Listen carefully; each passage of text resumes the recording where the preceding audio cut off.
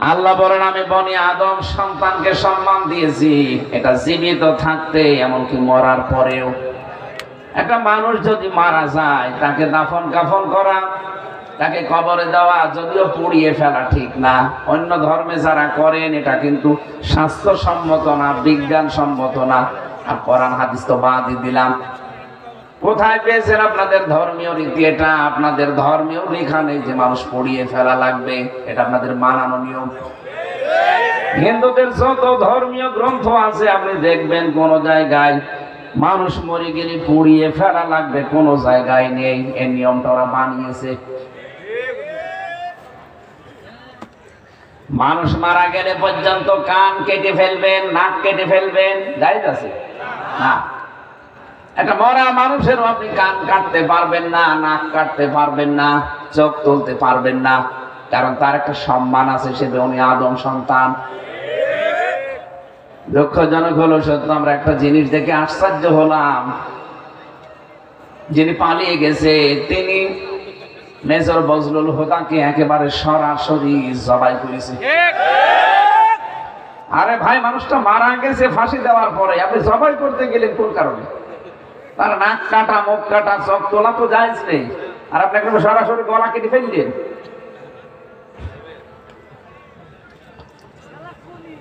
মানুষ ইবাদত করবে আল্লাহর ওই দিন পর্যন্ত, ওয়াবুদ রাব্বাকা হাত্তা ইয়াতিয়াকাল ইয়াকিন, যতদিন পর্যন্ত ইয়াকিন না আসে। এখানে ইয়াকিন মানে মৃত্যু, ইয়াকিন মানে কি? যতদিন মরণ না আসে ইবাদত থেকে আপনি পরিত্রাণ পাবেন না। করাই লাগবে আপনাকে ইবাদত, মাস্ট বি, আপনাকে ইবাদত করে যাওয়া লাগবে মরণ পর্যন্ত। এরপরে আপনারা দায়িত্ব নেই, মরে যাবেন, দায়িত্ব শেষ। দায়িত্ব এবার পালন করবে দুনিয়ার জীবিত যারা, তাদের। তারা যদি আপনাকে কবরে না দেয়, তারা যদি আপনাকে জানাজা না করায়, মাটিতে না দেয়, তাহলে তারা গুনাহগার হবে। কথা বলেন না কেন? আমার দায়িত্ব কোন পর্যন্ত? মরণ। কোন পর্যন্ত? মরণের আগ পর্যন্ত আমার যে সম্মান মর্যাদা আছে, মরণের পরও আমার সম্মান মর্যাদা আছে, কারণ আমি আদম সন্তান। এদের সম্মান নিয়ে সিনেমিনি খেলবা না, কারণ এদের সম্মান আমি দিয়েছি। কি দেখলাম আমরা? এই 53 বছর হয়ে গেল এদেশে আদম সন্তানের কোন সম্মান নেই। এদের সম্মান নিয়ে সিনেমিনি খেলা হয়। কথা বলে না কারণ? কোরআনে কারিমের ভেতরে আমি পড়েছি, কোন জালেম যদি পৃথিবীর ক্ষমতায় বসে, সে 4 প্রকার কাজে হাত দেয়। এটা আছে সূরা নমলের ভেতরে 34 নম্বর আয়াত। ক্বালাতে ইন্নাল মুলুকা ইযা দাখালু ক্বারিয়াতান আফসাদুহা ওয়া জাআলু আ'ইজ্জাতা আহলিহা আদিল্লা ওয়া কাযালিকা ইয়াফআলুন। বলেন আল্লাহু আকবার। রানী বিলকিস এই কথা বলেছিল। বিলকিস রানীর কথা এটা। কলাত, এজন্য কলা দেয়নি, আল্লাহ কলাত দিয়েছেন, এটা মহিলার কথা। ইন্নাল মুলুকা ইযা দাখালু ক্বারিয়াতান আফসাদুহা, সে তার পরিষদ বর্গ, সভাসদ বর্গ, মন্ত্রী বর্গ যারা আছে তাদেরকে ডাক দিয়ে বলেছিল, দেখো কোন জালিম বাদশা যদি কোন এলাকা দখল করে, কয়েকটা কাজ সে হাতে নেয়। 1 নম্বরে আফসাদুহা, সেখানে বিশৃঙ্খলা সৃষ্টি করে। 2 নম্বরে ওয়াজালু ইজ্জাতা আহলিহা দিল্লাহ, সেখানকার সম্মানিত যারা আছে তাদেরকে সে অপমান করে। আমরা দেখতে পেলাম এই 15.5 বছরে এই 2টা কাজ বেশি হয়েছে। এমন কোন দিক বিভাগ নেই যেখানে বিশৃঙ্খলা হয়নি। 2 নম্বরে দেশের সম্মানিত মানুষ যারা, তাদেরকে ধরে ধরে অপমান করা হয়েছে। সিরাজগঞ্জের সন্তান মাওলানা রফিকুল ইসলাম খান, একটা প্রথিতযশা রাজনীতিবিদ, একজন আলেম, তার ডান্ডা বেড়ি পরিয়ে কোর্টে তুলেছে। আর যত অপমান আছে সব অপমান তাদের উপরে গেছে। যত আলেম আমরা দেখেছি জেলখানায়, আলেমদের ডান্ডা বেড়ি দিয়ে, হাতে হ্যান্ডকাপ দিয়ে, মাথায় দড়ি লাগিয়ে তারা টানতো ছাগলের মতো। আমার মাথায় দড়ি দিয়ে টানতো। বাস্তবতা এইটা, কারণ জালেম যদি কোন এলাকা দখল করে ক্ষমতা পায়, ওর প্রথম টার্গেট থাকে ওই এলাকাতে বিশৃঙ্খলা তৈরি করবে। 2 নম্বরে তারা সম্মানিত মানুষদেরকে অপমান করবে।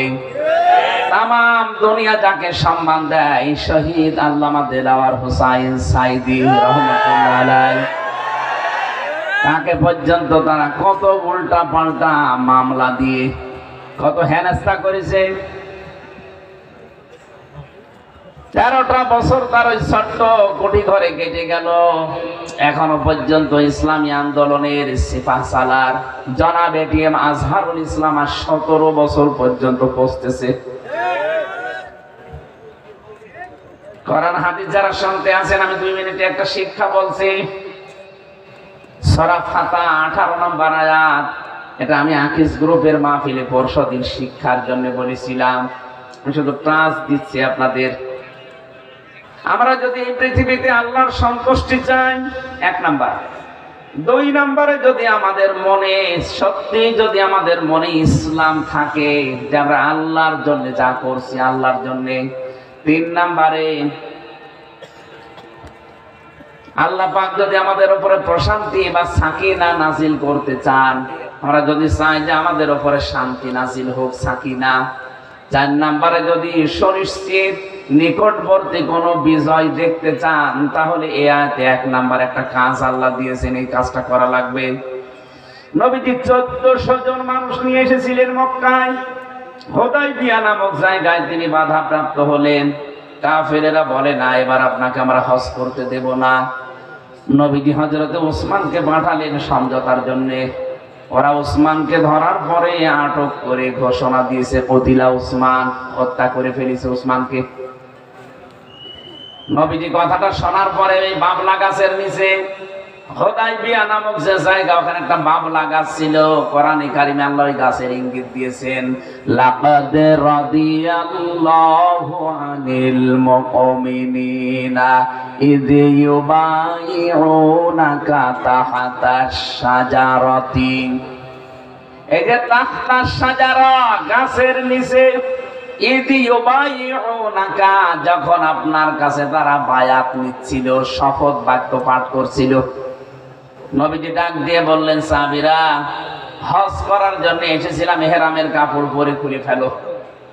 1400 জন মানুষের ভেতরে একজন শুধু আটক করেছে, এখনো 1399 জন আছে। বললেন খুলে ফেলো, পরবর্তীতে আবার হজ করে নেব। বাংলার মুসলমানেরা বলেন তো, ইহরামের কাপড় পরার পরে যদি আপনি ইহরামের কাপড় খুলে ফেলেন, আপনার হজ কিন্তু ভেঙে যায়। কি হজ শেষ? নবী কি জানতেন না যে আমার ফরজ হজ নষ্ট হয়ে যাবে?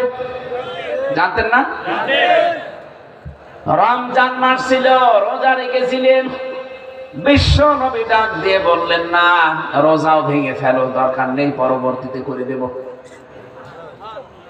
বলেন, 2টা ফরজ বিধান তিনি এখানে বাদ দিয়ে দিচ্ছেন, একটা হজ আর একটা রোজা।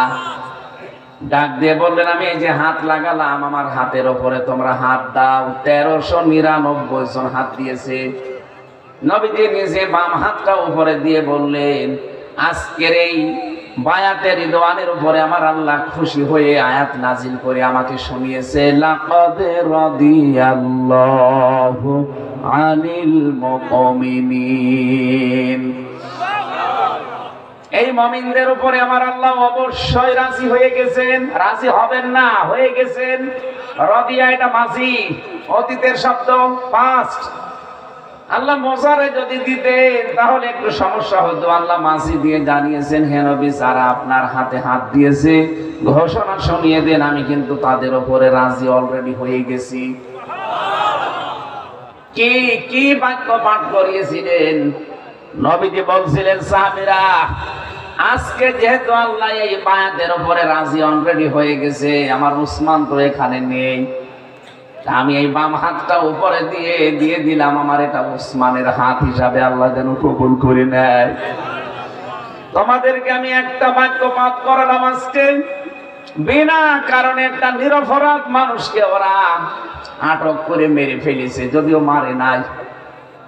এত ঘোষণা তো দিয়ে দিয়েছে কতিলা উসমান, উসমানকে মেরে ফেলেছি। নবীজি বললেন যারা একটা বিনা অপরাধে একটা মানুষকে মেরে ফেলতে পারে, উসমান হত্যার বদলা না নিয়ে আমরা কেউ মদিনায় ফেরত যাব না। ফরজ বিধান ছেড়ে দিলেন কয়টা? আরো জোরে বলেন। কি বাক্য পাঠ করাচ্ছেন দেখেছেন? যে বিনা অপরাধে একটা মানুষকে, ওরা নিরপরাধ মানুষকে মেরে ফেলেছে, ওদেরকে আমরা প্রতিশোধ না নিয়ে বাড়ি ফেরত যাব না। ওরা এই ঘোষণা শোনার পরে ওসমানকে ছেড়ে দিয়েছে। আর 15.5 বছরে যত মানুষকে বিনা অপরাধে আটক করে রাখা হয়েছিল, যত মানুষকে খুন গুম আয়না ঘরে রেখে জীবনটা শেষ করে দিয়েছেন, সত্যিই যদি আমরা আল্লাহর সন্তুষ্টি চাইতাম, যারা মন থেকে ফালিমা মাফি কুলুবিহিম এর পরের শব্দ এটা, হে নবী এরা কিন্তু যা করছে আপনার হাতে হাত দিয়ে লোক দেখানোর জন্য না, মন থেকে করছে। এদের কলবের খবর তো আমি আল্লাহ জানি। ফানজালাস সাকিনাতা আলাইহিম, এদের এই যে মন থেকে অ্যাক্টিভিটিস, এই কাজকর্ম দেখে আমি আল্লাহ রাজি হয়ে গেছি। আমি আল্লাহ ওদের উপরে আমার করুণা, সাকিনা, প্রশান্তি নাজিল করে দিলাম। ওয়াসাবাহুম ফাতাহান করিবা, ওদেরকে আমি একটা সুপ্রসন্ন, নিশ্চিত এবং নিকটবর্তী একটা বিজয়ের সুসংবাদ দিয়ে দিলাম। ওরা যে একটা নিরপরাধ মানুষের পক্ষে দাঁড়িয়ে জীবন দেওয়ার জন্য 1399 জন দাঁড়িয়ে গেছে, আমি এত খুশি হয়েছি। ওদের ওপর আমি কয়েকটা নিয়ামতের কথা ঘোষণা দিলাম। 1 নম্বরে ওদের মনের খবর আমি জেনে খুশি হয়ে গেলাম। 2 নম্বরে আমার সাকিনা নাজিল করলাম। 3 নম্বরে একটা নিকটবর্তী বিজয়ের সুসংবাদ দিলাম। কি কাজ করেছিল তারা বলেন তো? একটা নিরপরাধ মানুষের পক্ষে দাঁড়িয়েছে জীবন দেওয়ার জন্য। আজ বাংলার মানুষের আমরা যদি দল মত নির্বিশেষে নিরপরাধ মানুষকে আপনি ধরে ধরে আটক করবেন, জেলে দেবেন, রিমান্ডে নেবেন, মেরে ফেলবেন, একবারে যদি সেই প্রথমেই দাঁড়িয়েছে এটা 18 কোটি মানুষ না, এটা হতে দেব না। এমনি জালেমরা আলেমদেরকে ছেড়ে দিত ভয়। ওরা যেমন ওসমানকে শুধু ভয় পেয়ে ছেড়ে দিয়েছে। আমার তো মনে হয় এখন বাংলাদেশের জন্য সবচাইতে বড় দায়িত্ব, যারা ইমানদার দাবি করেন, যারা আল্লাহর সন্তুষ্টি চান, যতগুলো মানুষ বিনা কারণে 17 বছর জেল খাটে, তাদের পক্ষে একটা আওয়াজ অন্তত তোলা দরকার যে তাদেরকে মুক্তি করা না পর্যন্ত বাড়ি যাব না। কথা বলুন। আব্দুল সালাম পিন্টু সাহেব যদি 17 বছর পরে ছাড়া পায়, গিয়াসউদ্দিন মামুন সাহেব যদি 17 বছর পরে ছাড়া পায়, লুৎফুজ্জামান বাবর যদি 17 বছর পরে ছাড়া পায়, জনাব এটিএম আজহারুল ইসলাম কেন 17 বছর পর মুক্তি পাবে না? বলতে পারেন ওনার মামলা কি? মামলা কিসের? ওদের তো বানানো ট্রাইব্যুনাল, বানানো বিচারপতি, বানানো রায়, বানানো সাক্ষী, সবগুলো যখন ওদের বাতিল হয়ে যাচ্ছে, ওদেরটা ধরে রাখা লাগবে কোন কারণে? কথা বলুন। যদি ধরে রাখতেন তাহলে আব্দুল সালাম পিন্টুকে আপনি মুক্তি দিলেন কি করে?